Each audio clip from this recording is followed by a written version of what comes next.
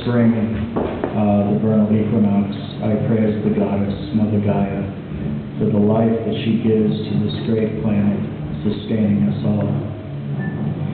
Sometimes the seeker gets so caught up in what they're doing and the stoic nature of studies of great minds and spiritual people that they forget to laugh. Why else in a synagogue or a church or a mosque would they silence a laughing baby? No. There are times when the laughing Buddha has to come out in each and every one of us. And we have to laugh our way through our spiritual practices and find the joy and humor in what we're doing, the light-hearted nature that life can be. Like with a butterfly, flying and landing here and there. It doesn't have the weight of the world on its shoulders because in its dance in nature, it is laughing. So tonight, because all of you were so good, I'm going to do something that I usually hold back for festivals. I'm going to initiate all of you, and Christians and Muslims can do this too. It's a wonderful magic thing. It is the philosophy and practice of oops.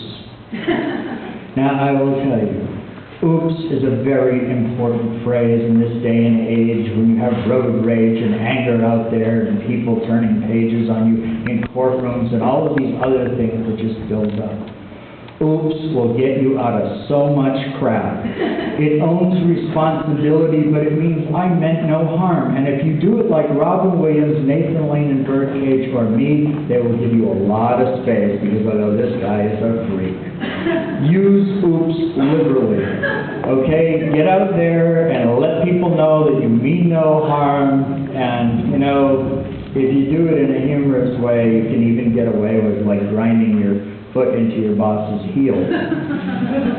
Now, along the lines of nature, and in this time, you know, I was sitting thinking, and I do a lot of work with indigos, it's my life. And, you know, I was trying to think of a way that I could get a lot of them motivated to start doing greening things, everything from window boxes to planting trees, you know, wildflower seeds and stuff like that.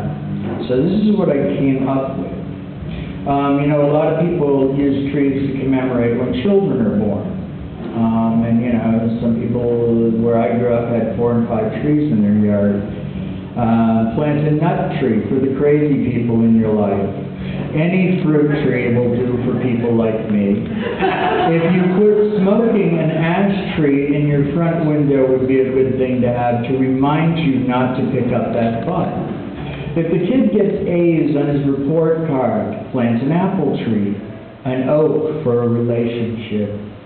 May that oak of a relationship bend but never break. A cherry tree. Now there's a trick to this, okay? Losing your virginity deserves a tree. That is 1 cherry tree per lawn. You can only lose it once.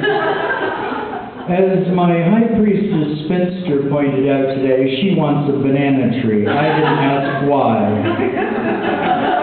Now, a pear tree for, you know, as an artist, you're always looking for that absolute finest behind you've ever seen. Reminds me of the Prince lyrics, girl, you got an ass like I never seen. You know, it's like pear tree. Pears, that. Coconut tree on the same level of anatomy, something else would get me in trouble for saying so, I'm not going to. Now, for that boss, the albatross, or the ex-lover that you just have to get rid of, a crabapple tree. Now, I wanted to tell, you know, women usually get the whole connection with Mother Earth, okay? But you guys, Mother Earth, Mother Gaia controls the wood fairy, and you like to be blessed every morning by him, so take care of nature. That takes care of Mother Gaia, and she turns around and takes care of you. That's the way it works. So you got to give the goddess her due. Yeah, I also, one more thing. With wildflower, there's this young man in Washington State who lost his life at 11 years old, and I was following the story when I had pneumonia in November. And a week before he died, this kid went by this camp where all these homeless people were.